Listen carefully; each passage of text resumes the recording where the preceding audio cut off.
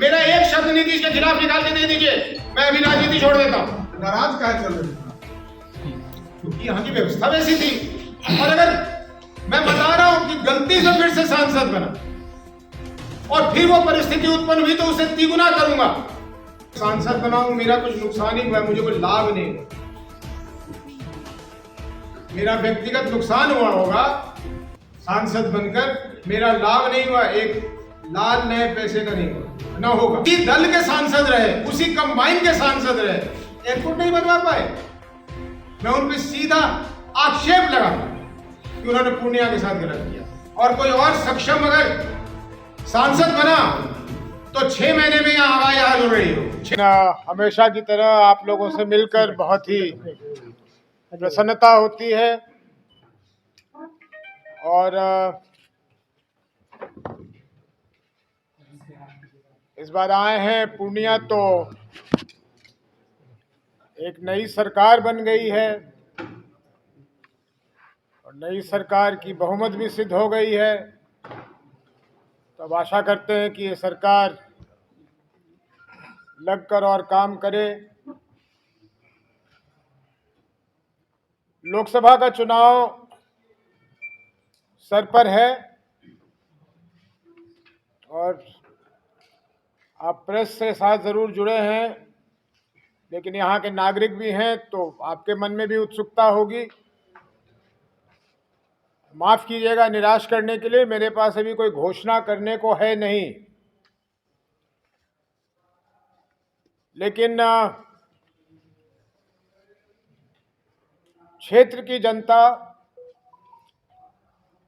बड़े क्या कहें, परेशानी भरी निगाहों से या उत्सुकता भरे निगाहों से देख रहा है कि पूर्णिया में उसके पास विकल्प के तौर पे क्या क्या मिलने वाला है। और क्योंकि आज मैं क्षेत्र में गया था और मौका मिला कि कुछ जगहों पर रुककर लोगों से कुछ मशवरा करूं, तो सब जगह मुझे ये महसूस करने को मिला कि सबके मन में ये जिज्ञासा है और आशा है कि उनके बीच मैदान में विकल्प के तौर पे ऐसे भी लोग आए अन्य के सिवा, जिनसे वो अपने आप को सम्मिलित करना चाहें। लेकिन समय बहुत जल्दी कट रहा है और मेरे विषय में मैं निर्णय जल्द लूंगा। मुझे लगता है कि इस महीने के अंत तक मैं तो अपना निर्णय ले ही लूंगा कि मैं चुनाव में अपनी उपस्थिति दर्ज कराऊंगा या नहीं। और उसके बाद प्रश्न उठता है कि कैसे और क्या, तो वो भविष्य में होगा।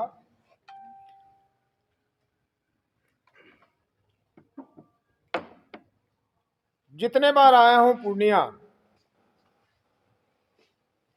लोगों की शिकायतें बढ़ी हुई मिली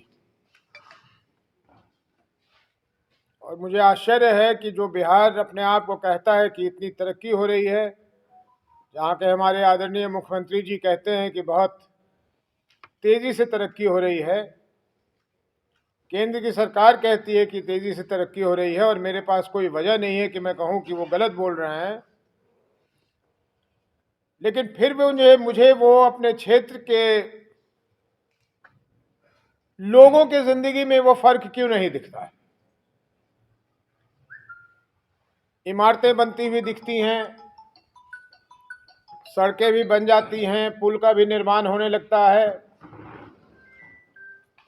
लेकिन लोगों के चेहरे पे जो शिकन है, जो परेशानी है, वो क्यों नहीं दूर होती। और किसी भी सरकार के लिए, किसी भी नेतृत्व के लिए, किसी भी प्रतिनिधि के लिए सबसे आवश्यक है कि वो अपने जनता के चेहरे पर जो शिकन है उसको कम करे। इस तरफ प्रयास नहीं हो रहा है या हो रहा है तो पर्याप्त नहीं हो रहा है, या अगर पर्याप्त हो रहा है तो उन तक नहीं पहुंच रहा है जिनके लिए वो है। और ये मेरे लिए हमेशा एक चिंता का विषय रहा है। मैं जो बता रहा था कि मैं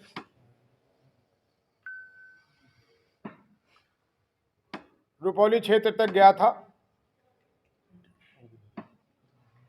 तो वहां लोगों ने मेरा ध्यान आकृष्ट किया कि आपको प्रणाम वरनाम मिला या नहीं मिला। तो पहले मैं समझा नहीं, तो फिर उन्होंने बताया कि नहीं, रास्ते में आपको पूर्णिया प्रणाम पूर्णिया मिला या नहीं मिला। तो मैंने उनसे कहा कि भाई मुझे तो इतने प्रणाम मिले कि मैं आते आते मैं हाथ से प्रणाम करते करते थक गया। तो ये भी आने वाले चुनाव में एक अच्छा मनोरंजन का विषय रहेगा।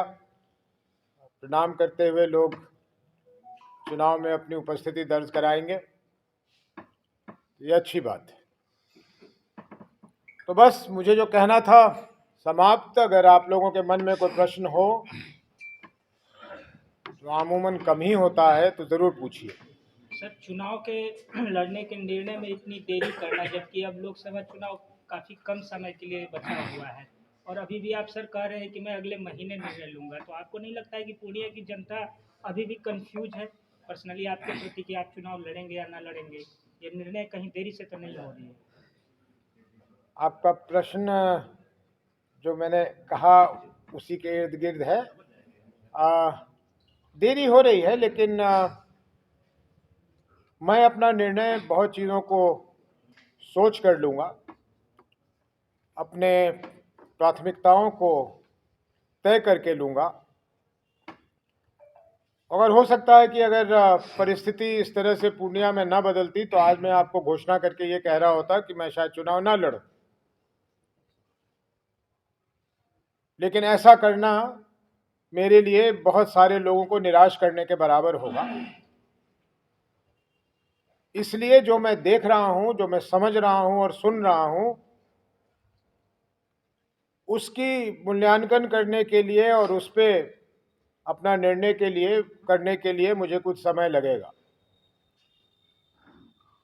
आप में से बहुत लोग तो बहुत नौजवान हैं, बहुत लोग काफ़ी दिनों से हैं। मेरे लिए चुनाव लड़ना या ना लड़ना शुरू से वो मेरे बारे में नहीं रहा है। मैं उसके केंद्र में नहीं रहा हूं। मैं चुनाव लड़ता हूं, मैं चुनाव जीतता हूं या मैं हारता हूं, मैं केंद्र में नहीं रहता। केंद्र में मेरे पूर्णिया की जनता ही रहती है। और जब जब मुझे ऐसा लगा है, और ये पहली बार नहीं हो रहा मेरे साथ, जब जब मुझे ऐसा लगा है कि मेरी उपस्थिति से पूर्णिया के लोगों को कुछ और निर्णय लेने का या अच्छा निर्णय लेने का एक मौका मिलेगा या मिला है, तो मैं उपस्थित रहा हूं। मैं कोई 40-45 साल का अब नौजवान नहीं हूं। पूर्णिया की राजनीति में तो 1977 से हूं, तो मैं काफ़ी वरिष्ठ हो गया उम्र के लिहाज से। तो इसलिए ये मेरे लिए फैसला लेना ये कोई खेल कूद के बराबर नहीं है। फैसला जो भी लूँगा उसके केंद्र में मेरी जनता होगी, उसकी ज़रूरतें होंगी। इसका आकलन सर कैसे करेंगे कि पूर्णिया की जनता क्या चाह रही है आपके प्रति, क्योंकि आपके निर्णय में काफ़ी देरी हो चुकी है और हर बार एक संभावना सी जगती है कि इस बार आप जो ऐसा कैसा ऐलान करेंगे चुनाव लड़ने के, खास करके किस पार्टी से लड़ेंगे, वर्तमान में जिस पार्टी में है उसमें, या कोई आने वाले समय में कोई नया निर्णय लेंगे। तो इस कन्फ्यूजन को किस तरह से जनता ले करके चले, और क्या पैमाना है आपके पास कि पूर्णिया की जनता आखिर क्या चाहती है? ये प्रश्न बहुत अच्छा है। तो अनुभव भी एक चीज़ होती है, और जैसा मैंने अभी कहा कि 1977 के बाद कोई ऐसा लोकसभा चुनाव नहीं हुआ है जिसमें मैं सक्रिय रूप से नहीं रहा हूं। यहाँ के लोगों से मेरा एक अलग सा कनेक्ट है। ईश्वर ने समझने की थोड़ी ताकत दी है। इन्हीं का प्रयोग करके आकलन करता हूँ। ये तो दावा नहीं कर सकता कि हर बार आकलन ठीक होता है, लेकिन उन्हीं चीज़ों पर के हिसाब से मैं तय करूँगा। प्लेटफॉर्म मेरी नज़र में बहुत ज़्यादा मतलब नहीं रखता। पिछले बार का चुनाव लेता है। आप लोग सब जानते हैं कि 2019 में मेरे पक्ष में जिन्होंने वोट दिया, जिनका मैं हमेशा शुक्रगुजार रहूंगा, वो तो अलग है, लेकिन जिन्होंने मेरे विरोध में वोट दिया था उसके 90% लोगों ने दरअसल मेरे विरोध में नहीं दिया, आदरणीय नरेंद्र मोदी जी के पक्ष में दिया था। उन्होंने वोट मोदी जी को दिया था। 2019 से अब ये 2024 आ गया, फिर से लोकसभा चुनाव दस्तक दे रही है। नरेंद्र मोदी ने जो बहुत चिंता नहीं की पूर्णिया की, कर भी नहीं सकते थे। ये कोई निराश होने की बात नहीं, ये हम लोगों के समझने की भूल है। देश का प्रधानमंत्री एक अपने क्षेत्र को छोड़ के बाकी के क्षेत्रों का प्रतिनिधित्व नहीं कर सकता, नहीं तो वो काम कब करेगा? काम तो वहां के प्रतिनिधि को करना होता है, सरकार किसी की हो। और जो बेरुखापन दिखता है क्षेत्र में, किसी एक के कारण नहीं, तकरीबन सभी जनप्रतिनिधियों के कारण, उसमें किसी नेतृत्व का या किसी और का कसूर नहीं है। घूम फिर के वो जनता के निर्णय में लिया गया कोई त्रुटि है। इसलिए प्लेटफॉर्म इंपॉर्टेंट नहीं है, लोगों को ये समझना है कि उनके लिए क्या बेहतर है। जो उनके लिए बेहतर है वो करें। जी, कांग्रेस के अंदर भारत जोड़ो न्याय यात्रा में आप नजारत थे, पोस्टर भी कहीं नहीं था, आप भी नहीं। तो फिर आपने अपना काम ठीक से कवरेज नहीं किया, क्योंकि उस न्याय यात्रा का पूरा संचालन यहीं से हुआ, मेरे ही निगरानी में हुआ। लेकिन मैं किसी कारणवश नहीं आ पाया।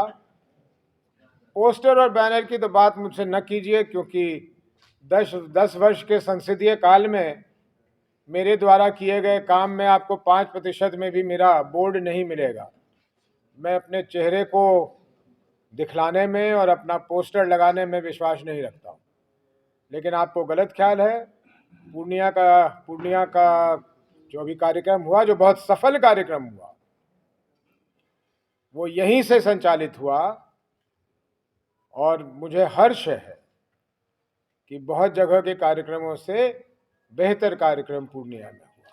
सीएम नीतीश कुमार जी जो है गिनीज बुक ऑफ वर्ल्ड की तरफ अग्रसर है, बार बार पलट करके जो है जल्दी समझने को पसंद करता हूं तो दूसरे से नहीं लड़ सकता।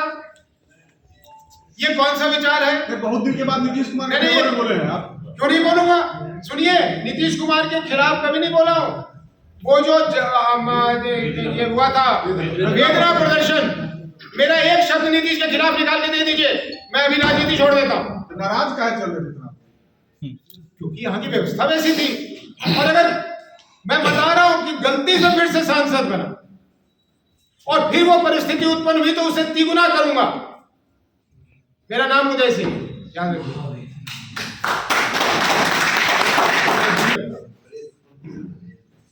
और अगर ऑफ रिकॉर्ड है तो एक और बात बता दूं कि जितने बारी सांसद बना हूं, मेरा कुछ नुकसान ही हुआ, मुझे कोई लाभ नहीं हुआ। मेरा व्यक्तिगत नुकसान हुआ होगा सांसद बनकर, मेरा लाभ नहीं हुआ, एक लाल नए पैसे का नहीं हुआ, ना होगा। तो इसलिए जब भी जो करूंगा पूर्णिया के हित में होगा, तो किसी हद तक जाकर, अरे साहब शर्म की बात है, 2015 में आदरणीय मोदी जी ने यहां का एयरपोर्ट दे दिया, पैसा दे दिया, 10 वर्ष बीत गए, उसी दल के सांसद रहे, उसी कंबाइन के सांसद रहे, एयरपोर्ट नहीं बनवा पाए। मैं उन पर सीधा आक्षेप लगाता कि उन्होंने पूर्णिया के साथ गलत किया। और कोई और सक्षम अगर सांसद बना तो 6 महीने में यहां हवाई जहाज उड़ रही हो, 6 महीने लगे। पप्पू यादव का नाम किए हैं? अरे पप्पू यादव कर देना, पप्पू यादव में क्या बुराई है? पप्पू यादव कर दें, वो तो और भी मेरे से भी तेजी से करेंगे, क्योंकि तो वो बुलडोजर वगैरह भी खुद चला लेंगे, इसमें कोई दिक्कत नहीं है। वो करें, वो करें, उनका स्वागत है। बशर्ते उस हवाई अड्डे का इस्तेमाल नागरिक उड्डयन के लिए हो, हथियारों को गिराने के लिए ना हो। और नागरिक उड्डयन के लिए अगर हवाई अड्डा बनता है, मैं उनका स्वागत करूंगा, लेकिन टैगलाइन इसको मत बनाइए। अब वो तो समझने वाले समझ के, शायद बहुत बच्चे होंगे उस समय।